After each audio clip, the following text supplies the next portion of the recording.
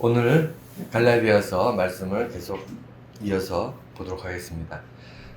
오늘은 굉장히 중요한 본문, 중요한 단어가 하나가 나오기 때문에 이 단어 때문에 오늘 말씀이 굉장히 어려울 수도 있고 그다음 깊이도 있고 그러면서도 우리 마음에 참 위로가 되고 기쁨이 되는 그런 시간이 될 줄은 믿습니다. 왜냐하면 하나님의 아들이라는 단어가 나와요. 하나님의 아들. 여기에 대해서 이 시간 우리가 말씀을 보면서 은혜를 나누고 그 기쁨도 나눌 수 있었으면 좋겠습니다. 우선 하나님의 아들이라는 단어가 가지는 의미를 우리가 좀 살펴볼게요. 먼저는 세상에 수많은 종교가 있습니다. 제가 다 알지는 못해요. 정말 종교가 많기 때문에 흔히 말하는 고등 종교와 이제 뭐 샤머니즘 같은 일반 그 토속 종교들 이런 뭐 종교도 여러 가지가 있습니다만 고등 종교라 하면 이제 경전과 예배와 아니면 무슨 이런 또 형식과 이런 규례를 가지고 있는 발달된 오랜 전통이 있는 그런 종교들은 이제 일반적으로 고등 종교라 하고 그 다음에 뭐 무속 신앙들이나 샤머니즘이나 아니면 뭐 토테미즘이나 이런 어떤 원시적인 그런 종교들도 아직도 많이 있습니다. 그런데 모든 종교를 알고 있지는 않지만 학자들에 의해서 기록된 거에 의하면 전 세계에 지금 분포되어 있는 모든 종교 중에 그 신을 자기가 경배하고 있는 신을 아버지라고 부르는 종교는 기독교밖에 없어요. 유일하게 기독교만 신에 대해서 아버지라고 얘기합니다. 여러분 하나님 아버지라 그러지 뭐 하나님 신이시여 뭐 이렇게 기도하시는 분 별로 없잖아요. 신은 신인데 우리가 그 신에 대해서 아버지라고 얘기합니다. 그냥 듣기 좋으라고 아버지라고 얘기한 게 아니라 성경 안에서 복음서와 그 다음에 서신서를 통해서 우리에게 계속 반복해서 강조해주고 있어요. 너희는 하나님의 자녀라는 거예요. 그리고 자녀란 말 중에서도 특별히 오늘 본문에 보면 우리가 하나님의 아들이라고 얘기합니다. 이 무게감이라는 것은 어마어마합니다. 왜냐하면 그 이전에 구약에는요 단 한 번도 하나님의 그러니까 일반 백성들에 대해서도 하나님의 아들이라는 말 자체가 등장하지 않습니다. 하나님의 자녀 뭐 이런 얘기는 나오지만 하나님의 아들이라는 말이 아예 안 나와요. 왜 안 나올까요? 하나님의 아들이라는 말이 구약에서 왜 안 나올까요? 예, 그 자체가 신성 모독입니다. 하나님의 아들이라는 말은요 인간에게 그 말을 쓰는 순간 그것은 하나님에 대한 모독이고요. 기독교 그러니까 그 야훼 하나님을 믿는 그 유대인들에게는 도저히 참을 수 없는 신성 모독이 되는 거예요. 왜냐하면 하나님의 아들이라는 말 자체가 메시아 즉 구원자에게만 얘기하는 거고 인간은 그 어떤 인간도 하나님에게 하나님의 아들이 될 수 없고 그 어떤 인간도 하나님을 아버지라고 부를 수 없어요. 그게 유대 야훼 신앙의 가장 기본적인 것 중에 하나입니다. 그 당연한 거 아니겠습니까? 얼마나 유대인들이 그 유일신이었던 야훼 하나님에 대해서 얼마나 지독할 만큼 신앙을 지켰는데 그들이 감히 하나님한테 어떻게 아버지라고 얘기하겠어요? 그리고 어떤 인간을 향해서 아들이라고 얘기하겠습니까? 예수님께서 십자가에 못 박혀 죽으실 때 로마 로마에 이렇게 고발을 하잖아요. 유대인들이 대제사장이나 바리새인들이 예수님을 고발할 때 죄목 중에 하나가 뭐냐면 신성 모독이었어요. 예수님께서 자기를 하나님의 아들이라고 얘기했던 거예요. 성전을 헐라 내가 3일만 짓겠다. 이런 이야기들을 통해서 종교 지도자들이 유대에 있던 종교 지도자들이 예수님을 고발하는 조건이 이 사람은 우리들이 전통적으로 믿는 종교를 종교에 대해서 그들이 얘기하는 유대교죠. 전통 종교에 대해서 신성 모독한 자다. 우리의 법에 의하면 죽어 마땅한데 우리가 죽일 수 없으니 당신들이 죽여달라. 이게 그들이 종교 지도자가 로마에 요구했던 내용입니다. 예. 어쨌든 그래서 구약에는 당연히 나타나지 않는데 신약에서 이제 나타나기 시작하는데 사실은 하나님의 자녀란 말은 몇 번 나와요.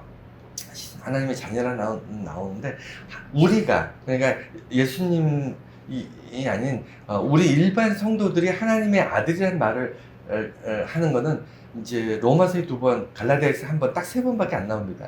나머지는 하나님의 자녀라는 이야기로 우리를 칭하는데, 왜 그러냐면 이게 그 오버랩이 돼요. 오버랩. 그러니까 중복이 됩니다. 뭐가 중복되냐면 하나님의 아들이라는 말이 고유명사처럼 누구에게 쓰여질까요? 예. 예수님한테, 예수님을 칭할 때 하나님의 아들 이렇게 얘기를 했는데, 예수님에 대한 이야기를 할 때 하나님의 아들이라는 말이 되게 많이 나오고, 예수님을 칭할 때 그분의 어떤 본질을 이야기할 때 그분은 하나님의 아들이셨다, 하나님의 아들이다, 주는 살아계신 하나님의 아들이요라고 베드로가 고백하잖아요. 하나님의 아들이라는 말에 대한 그 대상의 고유 명사처럼 예수님을 사용했는데, 그래서 우리는 대부분, 우리들은, 일반 성도들은 하나님의 자녀다, 하나님의 백성이다, 하나님의 하나님의 어떤 택한 족속이다, 이런 식으로 표현을 많이 했지, 하나님의 아들이다, 우리가 하나님의 아들이다라고 이야기하기는 한 부분은 많지 않습니다. 그럼에도 불구하고 오늘 본문이 성경 전체에서 3번 나오는 본문 중에 하나예요. 우리가, 하나님의 성도가 하나님의 아들이 됐다, 아들이다 라고 선포합니다. 여러분, 그렇기 때문에 기독교인들은요, 당당하게 신에 대해서 내 아버지라고 얘기합니다. 하나님에 대해서 내 아버지라고 고백할 뿐만 아니라 사람들에게도 내 아버지가 하나님이다 라고 얘기합니다. 육신의 아버지도 있지만 우리가 영적 아버지로서, 그리고 정말 창조주의 아버지로서의, 그리고 우리를 구원하신 아버지로서의 어떤 생각들이 다 중첩이 돼가지고 우리가 하나님에 대한 고백이 그 안에 다 녹아 있어요. 그래서 예수 그리스도에 대한 고백과 우리가 성도들에 대한 어떤 생각들이 좀 나뉘어질 필요는 있는데, 어쨌든 간에 왜 이게 나눠져야 되냐면, 예수 그리스도를 향해서 하나님의 아들이라고 얘기하는 것은 메시아적인 관점이에요. 구원자, 예수님, 하나님께서 우리에게 보내시기로 하고 우리가 그의 피값으로 살아나게 되는 그런 어떤 메시아적 관점이 하나님의 아들이었고요. 예수님은. 우리들은 어떤 이유로 하나님의 자녀가 됐죠? 하나님의 아들이 됐죠? 예, 오늘 성경 본문에 나오는데, 예, 예수 그리스도 안에, 예수 그리스도로 덧입어, 이런 표현이 나와요. 그래서 사실은 우리가 하나님의 자녀가 된 거는요, 우리가 그냥 하나님 보시기에 이뻐 보여서라든가, 아니면 하나님께서 그냥 이뻐서 자녀 삼았다, 이런 차원이 아니고요. 우리가 하나님의 자녀다라고 얘기하는 거는 예수님이 우리를 이렇게 안으신 거예요. 우리를 덮으신 겁니다. 그의 피값으로 우리를 씻으시는 거예요. 그래서 예수의 생명이, 예수의 어떤 존재가 우리 안에 우리를 덮어 씌움으로써 우리가 하나님의 아들이라 칭함을 얻게 된다, 이런 개념이거든요. 예, 그 차이가 있기 때문에 잘 이해하셔야 되고요. 또 하나는 사도 바울이 로마서 갈라디아에서 기록했다. 이 얘기는 로마서 갈라디아서가 비교적 초기에 쓰여진 복음입니다. 서신서예요. 초기에 쓰여졌는데, 이 초기에 바울이 쓸 때, 이 서신 쓸 때만 해도 굉장히 열정적인 사람이었습니다. 목숨을 걸고 하루하루 정말 치열하게 전도하고 선교지를 이렇게 다니고, 그 다음에 이 사람 지금하고 많이 다르잖아요. 옛날에는 이렇게 여행을 다닌다는 게 굉장히 쉽지 않은 상황입니다. 짐승들에게 공격당할 수도 있고, 그 다음에 지금처럼 교통이 편하지 않으니까 가다가 사고를 당할 수도 있고, 여러 가지 위험들이 있어요. 그래서 여행이라는 건 쉽게 다니지 않습니다. 지금처럼 우리가 놀러 다니는 여행, 이런 건 상상할 수 없고요. 꼭 이유가 있어서 필요해서 여행을 가거나 다른 지방으로 이렇게 가게 되는데, 바울은 자기가 오직 예수 그리스도를 전하려는 목적 하나로 이제 선교 여행을 다니는데, 이 과정에 정말 교회를 세우고 그 다음에 복음 전하는 그 열정이 얼마나 뜨겁겠습니까? 그 열정에는 뭐가 있냐면, 나는 예수 그리스도로 인하여 하나님이 나를 아들 삼으셨다, 나를 자녀 삼으셨다, 나는 하나님의 자녀다라는 어떤 긍지와 어떤 그런 자긍심이 사도 바울을 매일 이렇게 세우는 거예요. 사람이 매일 일어나지 않으면요, 매일 하나님께서 돕지 않으면요, 아무리 믿음이 좋은 사람이라도 매일 쓰러집니다. 우리를 유혹하는 것들, 우리를 넘어뜨리려고 하는 것들은요, 쉬지 않아요. 그렇지 않습니까? 여러분 삶을 한번 돌이켜 보세요. 여러분을 발목을 잡는 거는요, 그렇게 쉽게 떨어져 나가나요? 여러분 주변에 있는 악한 것들, 악한 세력, 악한 사람, 뭐 악한 사건, 이런 일들이 여러분 시간이 지나면 저절로 없어집니까? 아니죠. 여러분 끈질기게 평생을 여러분 발목을 잡지 않습니까? 그렇기 때문에 날마다 일어서야 되거든요. 날마다 세워져야 되는데 이렇게 날마다 일어날 수 있는 힘과 열정과 어떤 사명감이 어디에서 나오냐면, 사도 바울은 나는 예수 그리스도로 인하여 하나님의 아들이 되었다, 하나님의 자녀가 되었다는 이 자의식, 존재적인 어떤 생각들이 그를 일으켜 세웠습니다. 그러면 사도 바울의 주장일까요? 로마서와 갈라디아에 기록하는 우리도 하나님의 아들이다라고 얘기한 이 고백이 사도 바울이 그냥 뜬금없이 하는 얘기일까요? 그렇지 않아요. 그렇지 않습니다. 당연히 사도 바울은요, 근거가 있어요. 어떤 근거죠? 예, 요한복음에 있습니다. 1장 12절에 보면 영접하는 자, 그 이름을 믿는 자에게는 하나님의 자녀가 되는 권세를 주셨으니라고 복음서에 기록되어 있어요. 이 복음서는요, 사도 바울이 선교 여행을 하기 전에 이미 기록되어서 사도 바울도 읽었습니다. 복음서에 대해서 사도 바울이 알고 있기 때문에 그 내용 안에서 영접하는 자, 즉 예수 그리스도를 믿음으로 영접하는 자는 하나님의 자녀가 되는 권세를 주셨구나 하는 것을 바울이 알고 있었는데, 이 하나가요, 이 하나의 사실, 이 하나의 진리가, 이 하나의 어떤 사건이 사도 바울이라는 사람의 일생을 바꿨고요. 그 한 사람의 일생을 통해서 세계의 역사가 바뀌어요. 그러니까 여러분, 한 사람이 무슨 힘이 있겠느냐. 세상을 돌아가는 건 많은 사람들이 모여서 어떤 힘을 모아서, 그리고 그 힘으로 세상이 변화가 된다 라고 생각하실 수 있습니다. 그런데 많은 사람들이 모여서 그 많은 사람들의 힘이 모이는 데는 처음에 한 사람부터예요. 보통 어떤 왕이나 임금이나 권력을 가진 사람이 세상을 바꿀 것 같지만요, 여러분 그렇게 쉽지 않습니다. 세상에 그 어떠한 독재자나 어떠한 악한 사람도요, 자기가 절대적 권력을 휘두르려고 해도 그게 한계가 있어요. 이게 저항하는 세력이 있고요, 자기 혼자 세상을 바꾸지 못합니다. 그런데 수많은 사람들이 모여서 사실은 세상을 바꿔나가거든요. 수많은 사람들이 보이지 않는 어떤 힘들이 모이기 시작해서 그것이 사회를 변화시키고 경제를 변화시키고 세상을 바꾸고 역사를 바꾸는데, 그 힘의 원동력은요, 사실은 우리가 알지 못하는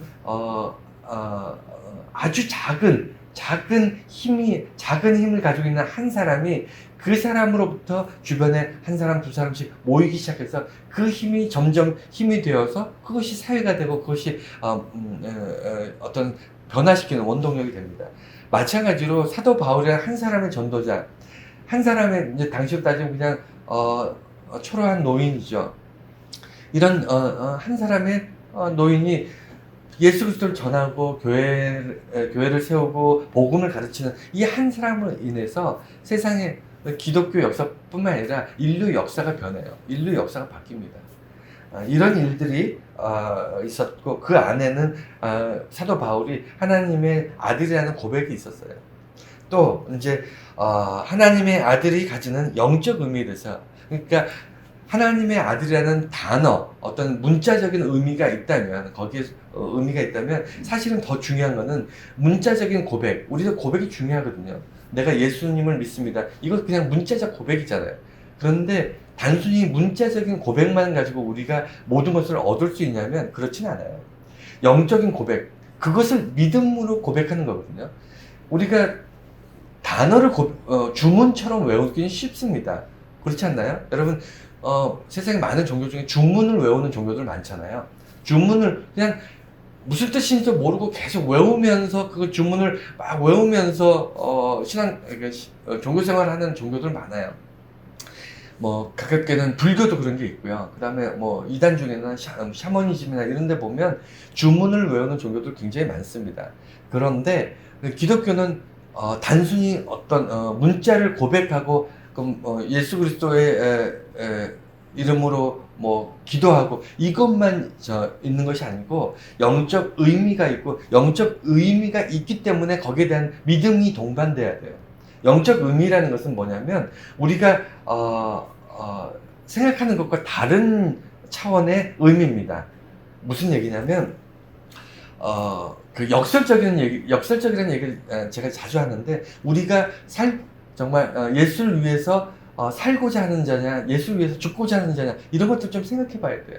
왜냐하면 영적 의미라는 것은 우리가 생각하는 단순한 문자적인 의미가 아니에요. 예수를 위해 내가 죽고자 하면 예수와 함께 산다. 이게 기독교의 기본 교리 중에 하나거든요. 기본 원리인데 이건 역설이에요. 이건 논리적으로 말이 안 되는 얘기입니다. 하지만 이게 영적 의미를 가진다는 거예요.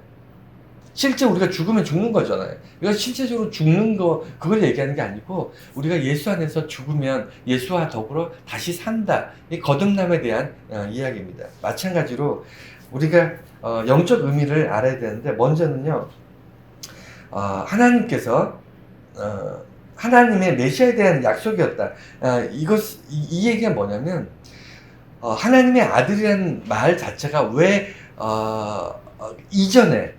예수님 이전에 쓰이지 않았고 예수님 이후에도 우리가 이 단어를 가지고 그렇게 기뻐하고 감격할 수 있었냐면 메시아, 다시 말해서 구원자에게 주어지는 이름이에요. 하나님께서 우리에게 약속하셨던 것, 그러니까 예수를 통해서 이루어졌던 그 약속이 그 핵심이 뭐냐면 메시아거든요. 구원자, 우리를 구원할 사람. 그것도 단순히 그냥 말로 우리를 구원하는 게 아니고 자신을 희생하고 자기를 드림으로 자기를 십자가에 못 박음으로 우리를 구원하는 그 구원자가 이 땅에 오셨는데 그 이름이 예수 그리스도고 그 이름을 하나님의 아들이라고 칭하는 겁니다. 그래서 우리가 하나님의 아들이다라고 우리가 고백하는데 그 고백 안에는 예수 그리스도의 고백이 있는 거예요. 나를 구원하신 하나님의 태초부터 나에게 약속하셨던 그 약속이 이루어졌는데 그 이루어진 약속이 예수 그리스도고 예수 그리스도의 이름을 하나님께서 하나님의 아들이라고 우리에게 알려주셨다. 이 이야기가 이것이 중요합니다. 왜냐하면 우리가 하나님의 아들인 이유는요. 그 예수 그리스도 메시아로 오셨던 예수님이 내 안에 계시기 때문이에요. 내가 인간 아무개가 하나님 앞에서 거룩해졌기 때문에 하나님의 아들이거나 아니면 뭐 본질적으로 뭐가 바뀌었기 때문에 하나님의 아들이 되는 것이 아니고 바뀐 게 아니고요. 예수 그리스도를 통해서 덧입혀졌어요. 그러니까 내가 속에서부터 다른 존재로 바뀐 게 아니고 내가 죄인이었던 내가 십자가를 바라보면서 나의 육체적인 그리고 나의 영적인 모든 것들이 내가 죽고 사라지고 예수 그리스도가 내 안에 나를 덧입고 나로 하여금 거듭남을 통해서 예수 그리스도가 내 안에 계심으로 내가 하나님의 아들이 되어지는 거예요.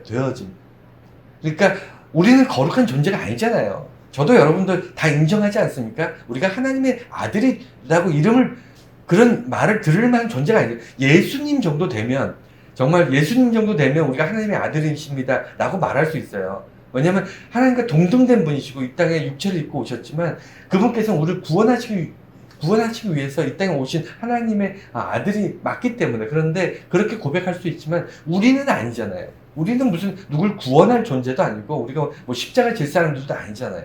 그럼에도 불구하고 하나님의 아들이라고 하는 것은 예수 그리스도가 내 안에 있기 때문이다. 그리고 인간을 창조한 하나님의 형상, 하나님의 아들이라는 그 영적 의미 안에는요, 우리는 단순히 그냥 듣기 좋으라고 하는 얘기가 아니에요. 단순히 우리가 하나님의 아들 그러면 좀 되게 뭔가 있는 것 같고 뭐 뿌듯하고 듣기 좋으라고 이 얘기를 하는 게 아니고요. 원래 우리가 하나님의 형상대로 창조되었다라는 것을 기억하라는 겁니다. 하나님의 아들이라는 것은 하나님으로부터 우리에게 하나님의 아들, 하나님의 자녀가 되었다라고 우리가 하나님께서 그렇게 인정하시는 이유는요, 우리가 원래 하나님의 형상이었다는 것을 기억하라는 거예요. 여러분, 제가 지난주에도 그 말씀드렸지만, 하나님께서 우리를 자신의 형상으로 만드시고 생기를 부어 넣으심으로 우리가 인간으로 태어났잖아요. 세상의 모든 피조물들은 하나님 말씀으로 이루셨습니다. 하나님이 말씀으로 다 창조했는데 인간만 스스로 생기를 불어 넣으셨어요. 자신의 형상으로 빚어서 생기를 넣으셨다고. 이 얘기는 우리가 창조 자체가 달라요. 다른 모든 하나님의 피조물과 우리 인간은요, 창조 자체가 다릅니다. 원래 하나님의 자녀였고 하나님의 아들이었던 거예요. 그래서 그것을 기억하라. 이게 영적 의미입니다. 우리는 모르죠. 우리가 증명할 수는 없지만 우리가 하나님이 어떻게 생기셨는지, 우리가 정말 하나님의 어떤 면을 닮았는지, 하나님이 인간을 창조할 때 어떻게 창조하셨는지 우리는 보고 증명할 수는 없잖아요. 우리가 어떻게 판단할 수 없지만 이것을 믿음으로 믿을 수 있는 거는요, 영적 의미인 거예요. 영적으로 하나님께서 우리에게 아버지시구나라는 것을 우리가 인정하는 겁니다. 그걸 믿지 않으면요, 그리스도인이 아니에요. 하나님을 아버지라고 고백하지 않으면요, 그리스도인이 아닙니다. 그리고 사랑과 은혜. 야, 이게 참 하나님의 아들이 되는 거는요. 여러분 어떠세요? 지금도 부모 자식들 사이에 끊을 수 있나요? 예를 들어 법적으로는 끊을 수 있어요. 법적으로는 끊을 수 있지만 자식이 부모를 떠날 수 있어요. 부모를 떠날 수 있지만 아무리 그래도요, 부모 자식 사이는 끊을 수가 없습니다. 왜냐하면 혈연이기 때문에. 그래서 하나님께서 인간을 향해서 아들이라고 얘기한 거는요, 절대로 포기하지 않겠다는 거예요. 끊을 수 없는 존재라는 겁니다.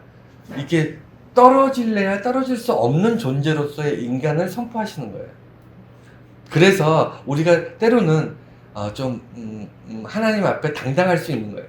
하나님, 내가 하나님 앞에 부족한 거 있습니다. 하나님 앞에 정말 죄도 지었습니다. 하나님 앞에 정말 정말 하나님 뜻하신 대로 살아가지 못하는 거 있습니다. 하지만 그럼에도 불구하고 하나님 내게 축복하시고 내게 은혜 주세요라고 정말 뻔뻔하게 당당하게 하나님께 요구할 수 있는 이유가 뭐냐면, 하나님께서 우리들을 자녀 삼으셨기 때문입니다. 아들이 되게 하셨기 때문입니다. 자, 그러면 왜 아들인가를 한번 생각해 볼게요. 다른 백성, 하나님의 종족, 하나님의 어떤 택하신 백성, 죄인, 우리는 인간들은 자기 스스로를 정의할 수 있는 단어들이 굉장히 많습니다. 그렇지 않나요? 우리가 기도할 때도 이 죄인을 주님 불쌍히 여기시고, 자기 자신에 향해서 죄인이라고 고백할 수도 있고요, 하나님의 백성이라고 얘기할 수도 있고, 하나님의 택한 족속이라고 얘기할 수도 있고, 우리는 우리 스스로 하나님 앞에서 어떤 존재라고 얘기할 수 있는 그 존재가 되게 많음에도 불구하고, 하필이면 왜 아들인가? 하나님 나를 아들 삼으셨습니다, 감사합니다라고 고백할 수 있는 이유, 내가 하나님께 아버지라고 고백할 수 있는 이유는 왜 나를 아들 삼으셨는가를 좀 알 필요가 있어요. 왜냐하면 아들을 삼으신 그 사랑과 은혜 안에는 아들과 다른 것의 차이가 너무 극단적으로 차이가 나기 때문에, 극단적으로 완전히 끝과 끝이에요. 예를 들어 이제 세 가지를 썼는데 우리가 제일 많이 쓰는 건 이제 하나님의 백성. 우리를 스스로 하나님의 백성이라고 얘기하는 것과 하나님의 아들이라고 얘기하는 것을 그 차이가 어느 정도냐면, 하나님의 백성은요, 기본적으로 하나님 지배 계층이라는 지배의 구도로 보는 겁니다. 내가 하나님으로부터 지배당하는 사람, 하나님은 나를 지배하는 사람, 어떤 지배 구도로 이제 생각하는데, 여러분, 인간이 지배받는 존재인가요? 지배하는 존재인가요? 어떻게 생각하세요? 원래 인간은 지배하도록 창조되었습니다. 왜 그렇죠? 에덴을 보면 돼요. 하나님께서 모든 하나님의 창조물을 향해서 인간에게 뭐라고 당부하시냐면, 하나님의 창조물에 대해서 너희가 지키고 돌보고 다스리고 경영하고 이런 명령을 주신 거예요. 이거는요, 상속자에게만 주는 겁니다. 아들에게만 주는 권리예요. 그 어떤 피조물도 사자가 동물의 왕이라고 해서 사자한테 모든 동물을 지키고 보호하고 너희가 다스려라, 이렇게 하나님께서 말씀하지 않으셨어요. 그렇지 않나요? 하늘에 떠 있는 모든 별 중에 태양이 제일 밝다고 해서 태양 보고 하늘에 있는 모든 별들을 지키고 다스리고 이렇게 얘기하지 않습니다. 하나님이 수많은 창조물 중에서, 하나님께서 만드신 창조물 중에서 오직 유일하게 인간에게만 지키고 다스리고 하나님의 모든 창조물을 경영할 수 있게 말씀하셨어요. 이게 바로 아들과 하나님 백성의 차이예요. 인간은 지배받으려고 백성으로서 창조된 존재가 아니고요, 아들로서 창조되었다는 거예요. 이해가 되시죠? 에덴을 돌이켜보면요, 인간은 하나님의 정말 유일한 절대적 존재입니다. 하나님에게는 인간은 그 무엇과 바꿀 수 없는 절대적인 존재예요. 그리고 또 우리는 스스로 뭐 죄인입니다. 하나님 앞에 우리의 죄성을 고백하면서 뭔가 우리는 아들이 되기에는 좀 죄송한 것 같고, 우리 스스로 하나님이 자녀라고 얘기하기는 좀 부끄러운 것 같고, 여러분 그런 생각 안 드세요? 그럴 수 있습니다. 왜냐하면 우리는 죄가 너무 분명하게 우리 눈앞에 보이기 때문에, 어떤 인간의 한계가 너무 눈앞에 보이기 때문에 감히 우리 스스로를 하나님의 자녀, 하나님의 아들이라고 고백하기는 왠지 부끄럽고 왠지 미안하고 왠지 죄송하고 이런 느낌이 들 수 있어요. 그럼에도 불구하고 왜 아들이라고 하시냐면, 예수 그리스도를 통해서 우리 죄를 십자가에 못 박으시고 죄를 탕감하시려고 하셨던 하나님의 의도는 뭐냐면, 최초의 인간이 죄인이 된 이유가 뭐죠? 인간이 죄인이 된 이유가 뭔가요? 우리가 영원히 지옥에 들어갈 수밖에 없는 이유가 뭡니까? 우리가 뭐 엄청나게 나쁜 죄를 지어서 그렇습니까? 아니죠. 인간은요, 천국을 주장하시고 천국에 계시고 천국 안에 계시는 하나님을 떠났기 때문에, 떠나고 버리고 떠났기 때문에 천국을 떠난 나머지는 다 지옥이에요. 여러분, 천국과 지옥 사이에 뭐가 더 있을 것 같지만 그렇지 않습니다. 천국이라는 그 하나님이 계시고 하나님의 그 영광이 머물고 기쁨과 감사와 사랑이 충만한 그 하나님의 나라, 하나님의 땅, 하나님의 건설하신 그곳이 천국이라면, 그 천국을 떠난 모든 곳은 지옥인데, 우리는 하나님을 떠났기 때문에, 하나님을 버렸기 때문에, 하나님을 배반했기 때문에 지옥에 사는 거예요. 우리가 뭐 엄청나게 큰 잘못을 지었기 때문에 따져보고 넌 지옥 갈 만해 해서 가는 게 아니고요, 하나님을 벗어난 그곳은 지옥입니다. 그런데 우리가 죄인이 된 이유는 하나님을 우리가 버렸기 때문인데, 하나님께서 너는 내 아들이다라고 하나님께서 우리에게 고백하시는 이유는 뭐냐면, 아들은요, 떠날 수 없어요. 우리가 아까 제가 말씀드렸잖아요. 우리는 법적으로 자녀와 부모 자식 사이를 정리한다거나 이럴 수는 있어요. 이건 정말 종이 한 장에 쓰여지는 행정적인 문제지, 우리는 부모 자식이 이게 나뉘어질 수 없습니다. 태어나서 죽을 때까지 부모가 부모고 자녀가 자녀인 거지, 그것이 바뀔 수 있나요? 내 자녀가 남의 자녀가 될 수 있고, 남의 자녀를 내 자녀 삼을 수 있나요? 그게 안 되잖아요. 우리는 부모 자식은 바뀔 수 없어요. 부모 자식은 어디 끊을 수가 없습니다. 그래서 우리가 죄인이 된 거는 하나님을 버렸기 때문이기 때문에, 하나님과 인간이 끊어졌기 때문에 죄인이었는데, 하나님께서 너는 내 아들이다, 너는 내 자녀다 라고 말씀해 주심을 통해서 우리 인간이 하나님으로부터 끊어질 수 없게 하신 거예요. 우리는 하나님이 손을 놨지만, 우리는 하나님으로부터 떠나려고 등을 돌렸지만, 하나님께서 나를 붙잡으시고 내 손목을 놓지 않는 이상은 하나님과 아들의 관계는 끊어질 수 없다는 거예요. 그래서 죄인이란, 다시 말해서 하나님을 떠난 사람들은 있을 수 있지만, 하나님 입장에서는 우리를 아들이라고 고백하심을 통해서 인간은 하나님으로부터 분리될 수 없는 존재가 되는 겁니다. 이게 은혜 아닌가요? 사실은 설교 길게 해봐야 이거 하나 가르치는 거예요. 여러분, 내가 하나님을 버렸어도 하나님은 우리를 절대로 안 버립니다. 왜냐하면 나를 아들이라고 부르시기 때문입니다. 이게 전부예요. 오늘 설교 전부입니다.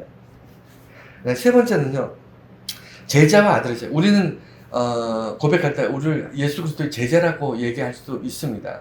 그렇게 얘기하는 사람도 많습니다. 제자 교회도 있고요. 그 다음에 제자의 삶을 살려고 애를 쓰는 그런 그리스도인들 많이 있습니다. 스스로 예수님의 제자가 되고 싶어 하고, 우리 다 제자가 되기를 원하잖아요. 근데 제자의 삶과 아들의 삶이 비슷한 건가요? 어떻게 생각하십니까? 제자의 삶과 아들의 삶이 비슷합니까?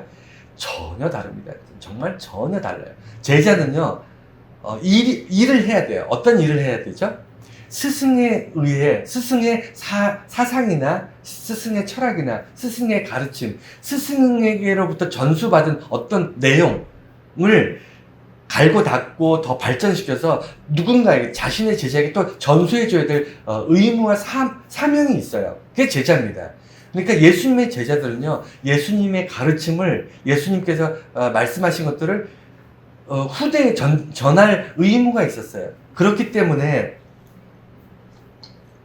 초대교회는 성경이나 이런 서신서나 복음서, 서신서 이런 것들이 뭐죠?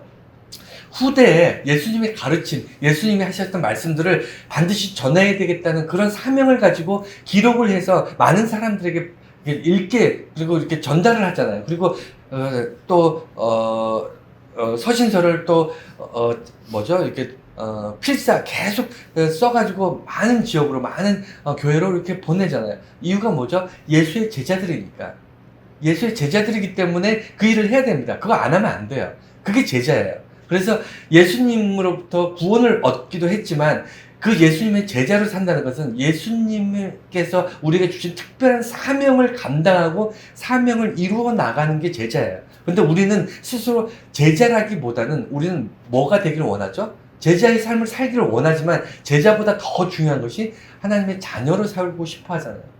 자녀는요, 존재예요. 그러니까 사상이 중요한 게 아니고, 내용이 중요한 게 아니고, 스승로부터 무엇인가 받았던 그 내용이 중요한 게 아니고요.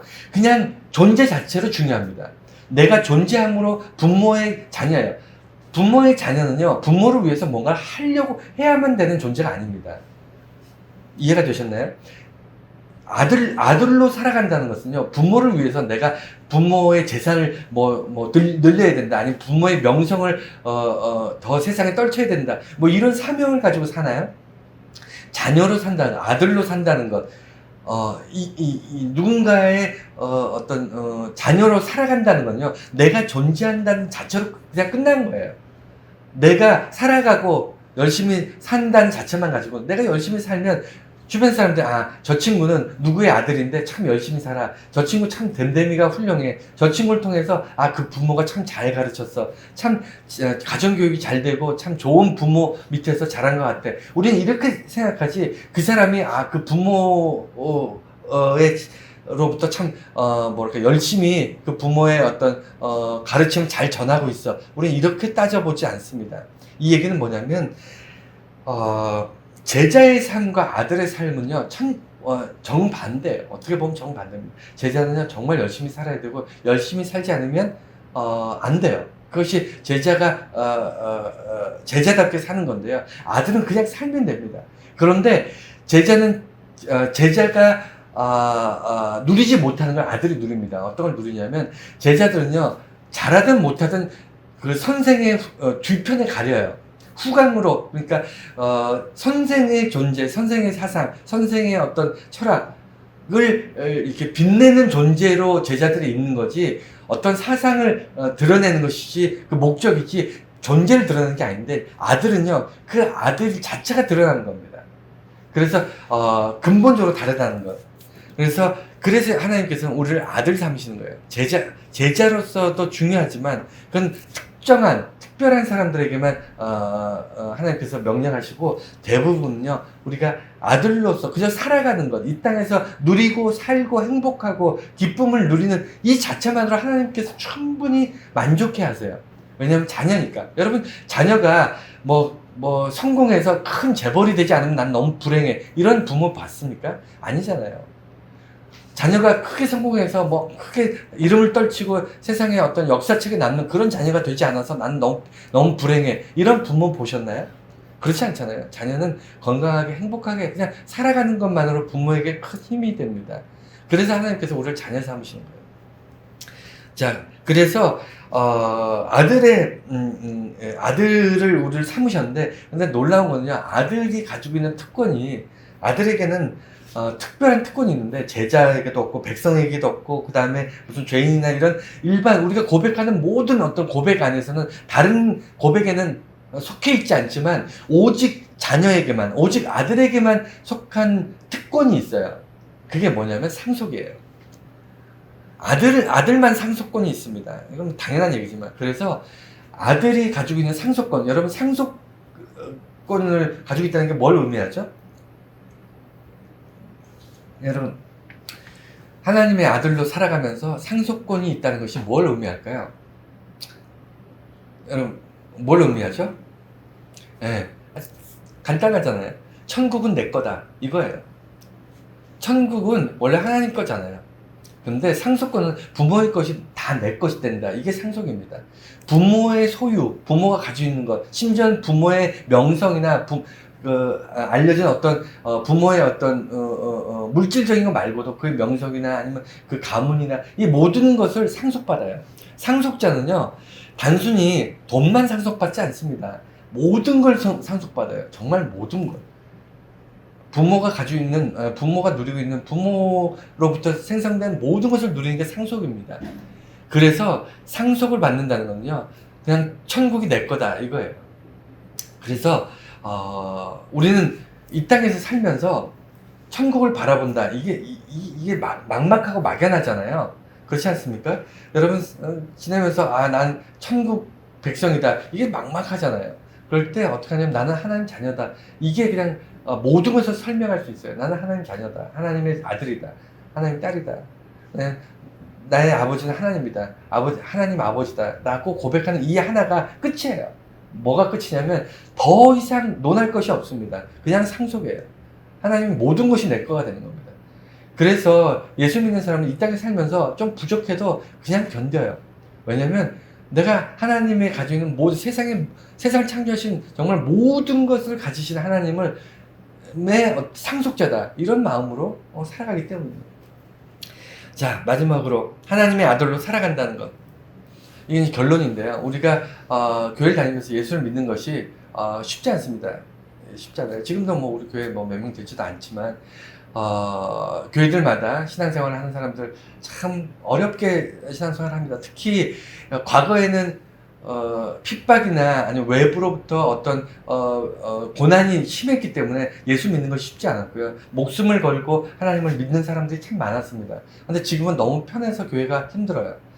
세상 사는 것이 교회가 너무 자유롭고 너무 종교적인 어떤 것들이 보장돼 있고 그러다 보니까 절박함이 이제 별로 없는 거죠.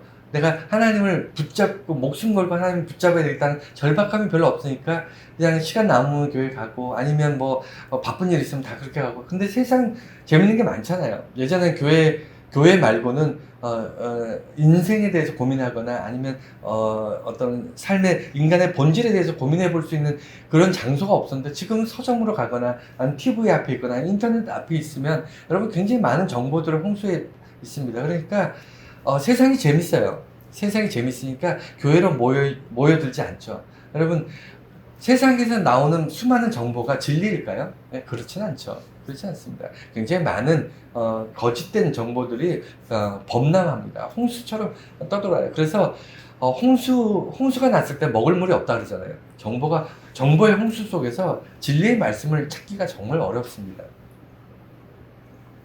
그런데 우리가 하나님의 아들로 살아간다는 것, 이걸 고민해야 돼요. 첫 번째는요, 우리가 하나님의 아들인 이유를 좀 정확히 알아야 돼요. 아까 설교 초반에 말씀드렸듯이 내가 하나님의 아들인 이유는요, 이 모든 것을 누리는 것이 마땅하기 때문이 아니에요. 우리가 하나님으로부터 정말 모든 걸 상속받고 그 다음에 뭐 하나님의 백성이나 하나님의 제자나 이런 것과 비교되는 더 좋은 것을 얻기 위해서 아들로 살아가는 게 절대로 아니고요.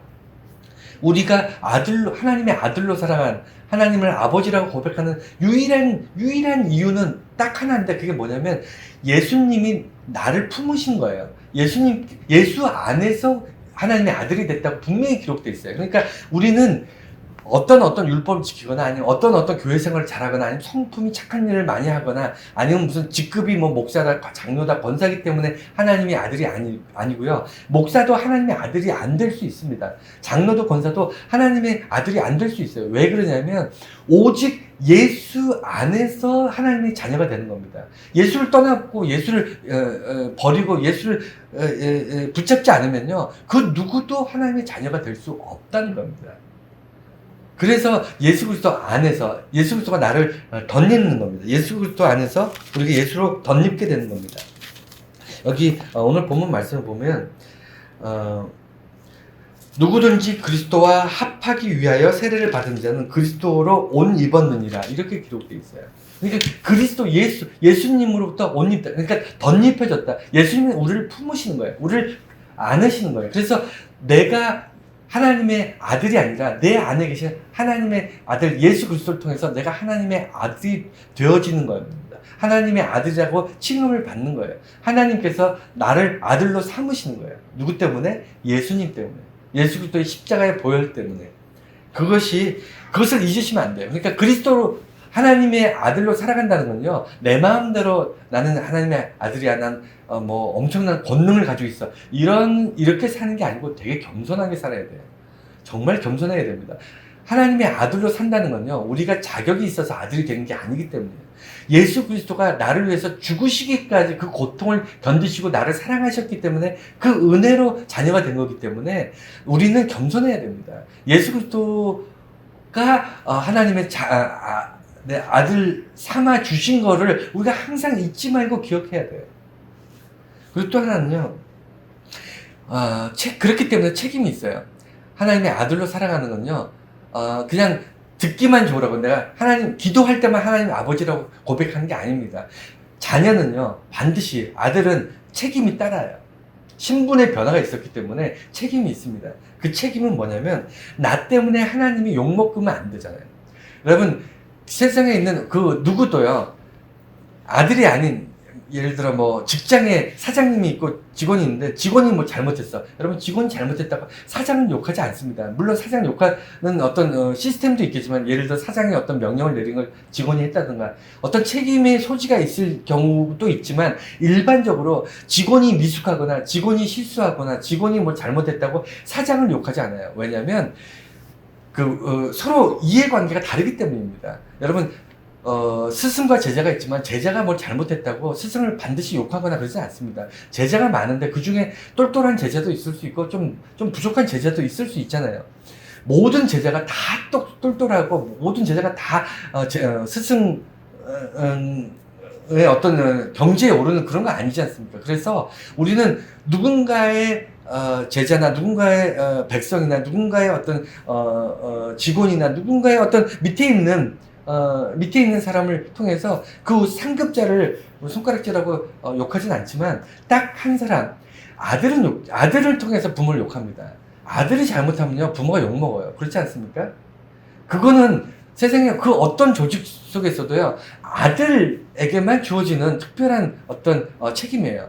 아들이 잘못하면 부모 욕먹는다. 이거는 그 어떤 다른 조직에는 없는 특별한 조직입니다. 우리가 그래서 내가 누구의 아들로 살아가면서 부모 욕먹이지 않고 살아야지 하는 그런 생각들 여러분 다 갖고 있잖아요. 내가 잘못하면 부모 욕먹는다, 이런 생각 갖고 있지 않습니까? 똑같아요. 그리스도인으로 살아가면서 내가 하나님을 단순히 기도할 때 하나님 아버지라고 고백한 그것이 전부가 아니라, 내가 그리스도인으로 세상에 살아가면서 하나님을 알지 못하거나 하나님을 예수 그리스도를 고백하지 않는 그런 믿음 없는 자들 앞에서 내가 어떻게 살아가느냐, 그 모습을 통해 하나님이 욕먹을 수 있어요. 예수님의 제자들이 잘못하면 예수님 욕먹었습니다. 하지만 그들이 예수님 앞에 나와서 다시 회개하고 예수님이 용서하고 뭐 이런 관계를 통해서 제자들이 훗날에는 정말 든든한 사도들로 이렇게 성장하잖아요.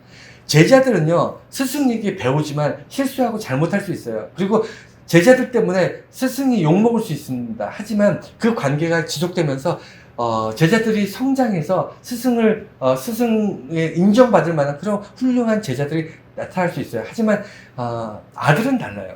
아들은요, 욕먹으면 그 부모가 아주 빼도 빼도 박도 못하게 정말 그냥 낙인 시켜버릴 수 있습니다. 아들이 너무 잘못해서 너무 잘못하게 되면 큰 범죄를 저지르거나 큰 잘못을 저지르면요, 그 부모는 평생 숨어 살고 부끄러워해요. 심지어는 이사 갑니다. 다른 지역으로 또 숨어 살아요. 부모가 뭘 잘못했어요? 자식이 잘못했는데. 그런데 부모는 평생 그 자식의 잘못과 죄를 자기의 죄로 끌어안고 사는 거예요. 그리고 마지막에 의무, 책임이 있다면 또 의무도 있는데, 이 그리스도인, 하나님의 아들, 특별히 그리스도인 중에서 하나님의 아들로 살 때 그 의무는요, 제가 입버릇처럼 얘기하는 게 동행인데, 여러분, 동행이라는 거는, 그냥, 무엇을 하는 게 아니고요, 내 자리를 내어주는 겁니다. 동행이라는 것은 무엇인가 내가 뭔가, 하나님 등에 업고 내가 끙끙거리면서 사는 그런 게 동행이 아니에요. 무슨 일을 꼭 의논을 하고, 그 다음에 동행을 한다고 해서 서로 이렇게 거창한 게 아니고요.